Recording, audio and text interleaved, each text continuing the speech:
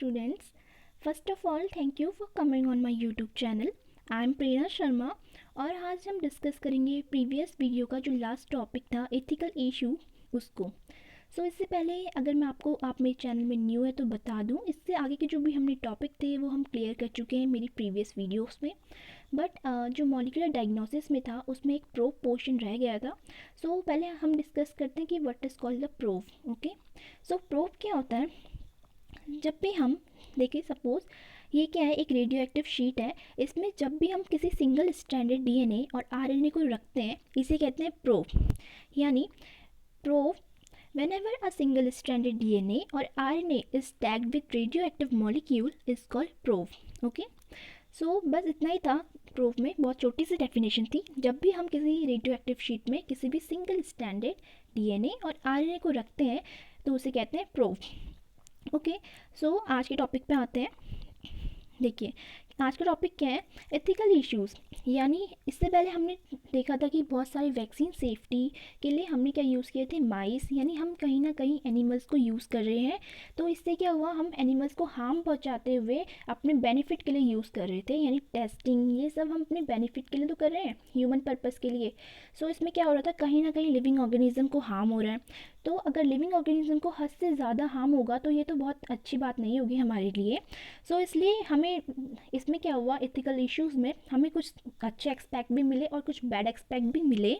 तो उन सबको फोकस करते हुए हम एक हमारी गवर्नमेंट ने किया ये कि कुछ ऑर्गेनाइजेशन को डेवलप कर दिया, जिससे क्या होगा कि हम ज़्यादा से ज़्यादा नुकसान भी ना पहुंचाएं अपने लिविंग ऑर्गेनिज्म को और अपनी बायोटेक्नोलॉजिकल एप्लीकेशंस पे भी वर्क कर पाएँ। तो हमारी ऑर्गेनाइजेशन तो हमारी इंडियन गवर्नमेंट ने क्या किया, एक ऑर्गेनाइजेशन सेटअप करी जिसका नाम था GEAC। Okay, genetically engineering approval committee. तो उसमें हुआ ये कि हमारी इंडियन गवर्नमेंट पहले डिसीज़न लेगी कि अगर कोई भी biological applications biological process take place हो रही है, तो उससे पहले हमारी गवर्नमेंट डिसीज़न लेगी कि अगर ये जो प्रोसेस हो रही है ये सेफ्टी से हो रही है। यानी इसमें अगर हम किसी भी ऑर्गेनिज्म का यूज़ कर रहे हैं तो ऑर्गेनिज्म को हार्म तो हो रहा है, लेकिन साथ ही साथ हमें इसके बहुत सारे एडवांटेज मिल रहे हैं। तो गवर्नमेंट हमारी इस प्रोसेस को क्या करेगी, अप्रूव करेगी। तो इसे कहते हैं जेनेटिकल इंजीनियरिंग अप्रूवल कमेटी। यानी हमारी गवर्नमेंट उसे अप्रूवल दे देगी कि हाँ, आप इस प्रोसेस को डन कर सकते हैं, बिकॉज ऑफ इसमें बहुत सारे हाई एडवांटेज हैं। और अगर आप इसमें छोटे से एनिमल को हार्म कर रहे हैं, उससे बहुत सारे एडवांटेज मिल रहे हैं, तो हाँ, हम इस प्रोसेस को करेंगे। ठीक है, इसका गवर्नमेंट हमको अप्रूवल दे देगी।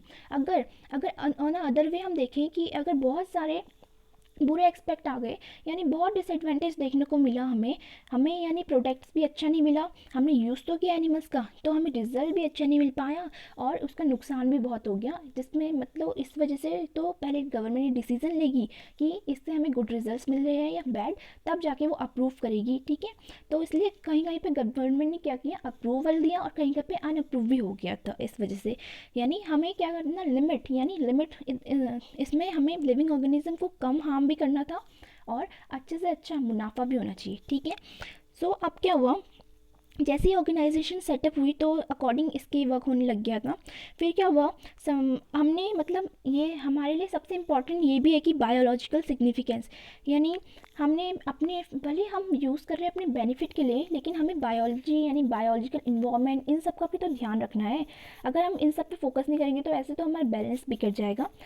हमें हर चीज़ को ध्यान में रखते हुए एप्लीकेशंस और जेनेटिक इंजीनियरिंग को लेना था। ठीक है, करना था। अब क्या हुआ, फिर कुछ टाइम बाद कुछ प्रॉब्लम्स क्रिएट हो गई थी और लोग बहुत गुस्से में आ गए थे। क्यों? एक पेटेंट प्रॉब्लम हो गई थी। ठीक है, पेटेंट प्रॉब्लम क्या होती है तो हम डिस्कस करते पहले what is called bio patent. Bio patent होता ये है कि देखिए, बायो पेटेंट क्या होता है? ठीक है, what is called bio patent. ठीक है, बायो पेटेंट हमारी एनसीईआरटी में इसकी डेफिनेशन गिवन नहीं है, लेकिन ये बहुत इंपॉर्टेंट टॉपिक है। तो what is called bio patent? Bio patent ये होता है, it is a one type of a right granted by a government for commercial use. यानी बायो पेटेंट में ये होता है कि हमें गवर्नमेंट हमारा हक देती है कि हम हमारी जो मटेरियल है उस पर हमें पूरा हक है, हम उसे कैसे भी कमर्शियल यूज़ या फाइनेंशियल यूज़ कर सकते हैं। ठीक है, मान लो मेरे पास क्या है, मेरी खेती है, और जो मान लो शुगर केन की खेती है, तो ये शुगर केन किसकी है, मेरी, और गवर्नमेंट ने मुझे ये पूरा इसका राइट दे रखा है कि आपकी ये खेती है, आप इससे जो बेनिफिट कमाना चाहें कमा सकते हैं, आप इसके ओनर हैं। इसे कहते हैं बायो पेटेंट, यानी मेरी चीज़ों में मेरा हक है और ये मुझे गवर्नमेंट से पूरा अप्रूवल मिला हुआ है। ठीक है, इसे कहते हैं बायो पेटेंट। तो ये बहुत इंपॉर्टेंट टॉपिक है। ठीक है, बायो पेटेंट्स। अब अगर हम आगे फोकस करें नेक्स्ट थिंग पे, इसी के आगे तो अब क्या हुआ, मैंने बताया आपको कि प्रॉब्लम क्रिएट हो गई थी पेटेंट को लेके, यानी कुछ क्या प्रॉब्लम्स हुई वो देखते हैं। ठीक है, प्रॉब्लम्स ये हुई थी कि हमें पता है कि rice is a very most important food. ठीक है, बहुत इंपॉर्टेंट था राइस इंडिया में खास करके। ठीक है, बिकॉज ऑफ वाई, देखो क्या हुआ, राइस जो था इंडिया में राइस की 2 लाख वेराइटीज़ अवेलेबल हैं। ठीक है, 2 लाख वेराइटीज़, और India one of the most diversity के मामले में रिचेस्ट है इन द वर्ल्ड में। ठीक है, राइस की डाइवर्सिटी के मामले में। और सबसे अच्छी बात ये थी कि इंडिया की 2 लाख वेराइटीज़ में से बासमती राइस की वेराइटीज़ बहुत अच्छी थी। ठीक है, बासमती राइस थी जो बहुत फेमस थी। क्यों? बिकॉज ऑफ देयर एरोमा, यानी उसकी बहुत स्वीट स्मेल, फ्रेग्रेंट थी, because of and their flavour, बहुत अच्छा फ्लेवर था। इन दोनों क्वालिटीज़ की वजह से बासमती जो राइस था ना वो बहुत फेमस था इंडिया में। और बहुत अच्छी बात ये थी कि बासमती राइस की 27 डॉक्यूमेंटेड वेराइटीज़ भी अवेलेबल थी। ठीक है, यानी बासमती सबसे फेमस तो इंडिया में राइस था जो 2 लाख, हमारे 2 लाख अमाउंट यानी 2 लाख वेराइटीज़ मिल रही थी उसकी। और दूसरी बात ये थी कि बासमती राइस था बिकॉज ऑफ उसकी गुड फ्रेगनेंस यानी स्वीट स्मेल और बहुत अच्छा फ्लेवर था।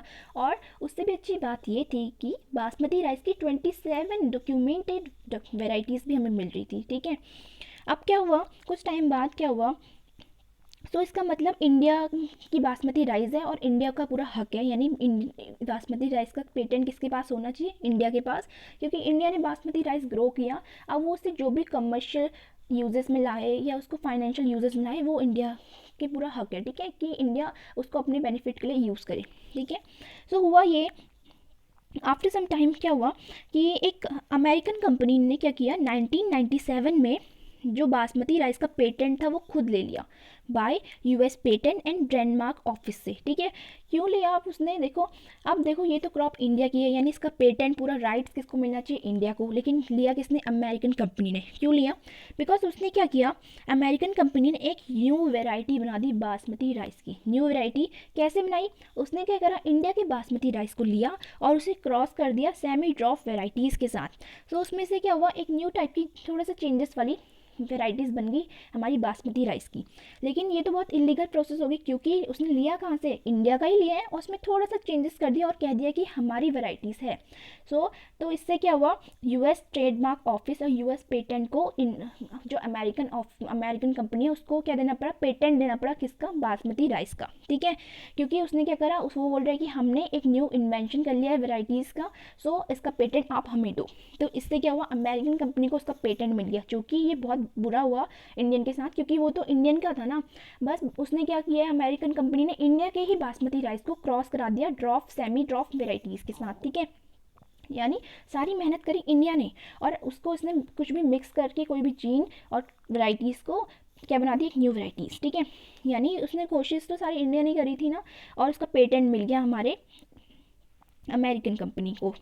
अब देखो नेक्स्ट टॉपिक आता है इसमें, तो ये जो प्रोसेस हुई ना, इसमें जो ये हमारे अमेरिकन कंपनी ने क्रेडिट ले लिया था जो इंडिया का था, पेटेंट मिला अमेरिकन कंपनी को from a US patent and trademark office. ठीक है,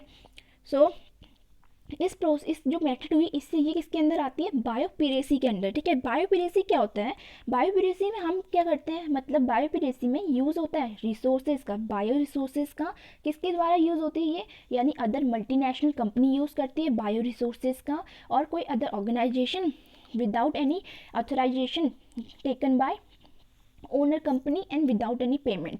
यानी कि इसमें ये होता है कि मतलब बायो रिसोर्सेज का यूज़ कर रही है कौन, कोई बाहरी मल्टीनेशनल कंपनी ऑर्गेनाइजेशन, बिना जो जिसका मतलब जिसकी वो मान लो क्रॉप्स ही है, यानी बिना परमिशन लिए ओनर कंट्री से, यानी मेरा मटेरियल है, मेरी क्रॉप्स है, आप बिना मेरी परमिशन लिए मेरे मटेरियल को खुद बेच रहे हो और बिना मुझे उसका कोई बेनिफिट दिए, यानी विदाउट पेमेंट। तो what is called biopiracy? It is a term use to refer to the use of bio resources by multinational company and other organization without proper authorization from their country and people concerned without compensatory payment। ठीक है, इसके अंदर ये होता है कि आप किसी का भी प्रोडक्ट यूज़, मतलब प्रोडक्ट यानी क्रॉप्स हो गई, जैसे आप मेरे क्रॉप्स को खुद बेच रहे हो बिना मेरे से परमिशन लिए और खुद बेनिफिट कमा रहे हो बिना मुझे पैसे दिए हुए। ठीक है, बिना या तो आप ऐसे करें कि आप मुझे परमिशन लें और हम आपस में बात करेंगे और हम क्या करेंगे, बेनिफिट शेयर करेंगे,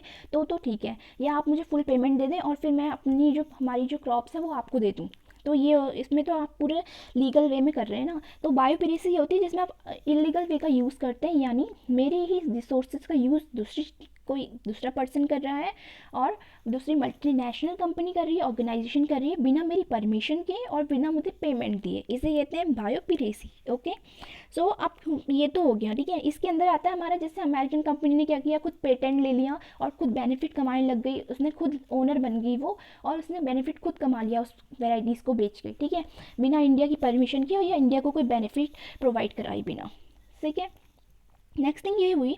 अब देखिए, तो हम बहुत सारी डेवलपिंग कंट्री है और बहुत सारी डेवलप्ड कंट्री है।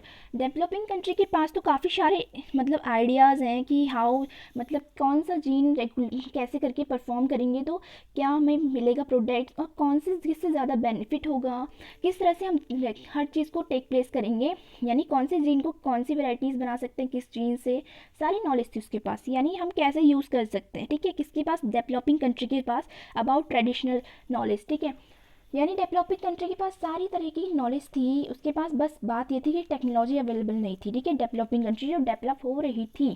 ठीक है, और दूसरी और थी डेवलप्ड कंट्री, यानी जो डेवलप्ड हो चुकी है उसके पास क्या था, मनी।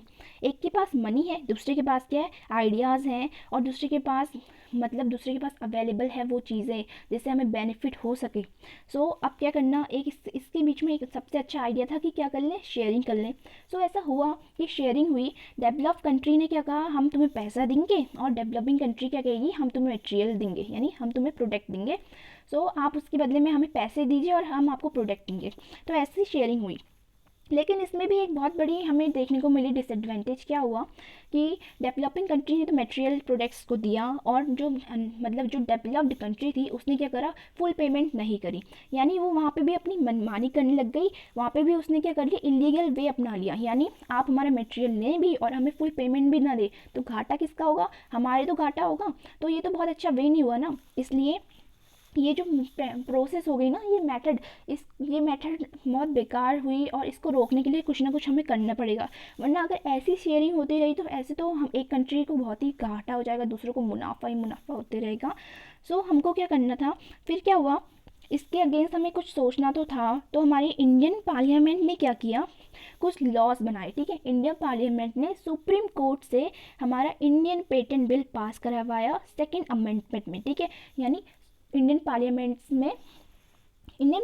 ने सुप्रीम कोर्ट से सेकेंड अमेंडमेंट में इंडियन पेटेंट बिल पास करवाया। यानी इसके अंदर क्या होता कि अगर मेरा मटेरियल है तो मैं उसकी ओनर हूँ, मुझे पूरा उसका लीगल हक है, राइट्स है मेरे पास, कि मैं चाहूँ तो मैं आपको ये अपना मटेरियल बेचने की वो दूंगी, राइट्स दूंगी, और तभी आप मेरे से परमिशन लेके मेरा मटेरियल बेचेंगे, और या तो मैं कहूँगी कि आपसे आप मुझे इसका पेमेंट दो, तब जाके आपके पास जो मेरा मटेरियल है वो आपका हो जाएगा। ठीक है, तो आप मेरे मटेरियल को बेच सकते हैं जब आप मेरे से परमिशन लेंगे। तो ये क्या था, इंडियन पेटेंट बिल के अंदर था।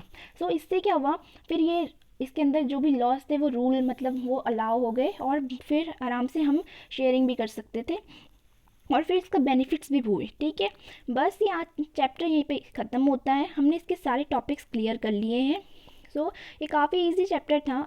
अगर आपको वीडियो पसंद आई हो तो please like, comment and share ज़रूर कीजिएगा, और अगर आप हमारे चैनल में नए हैं तो सब्सक्राइब ज़रूर कीजिएगा। Thank you so much for watching. Bye.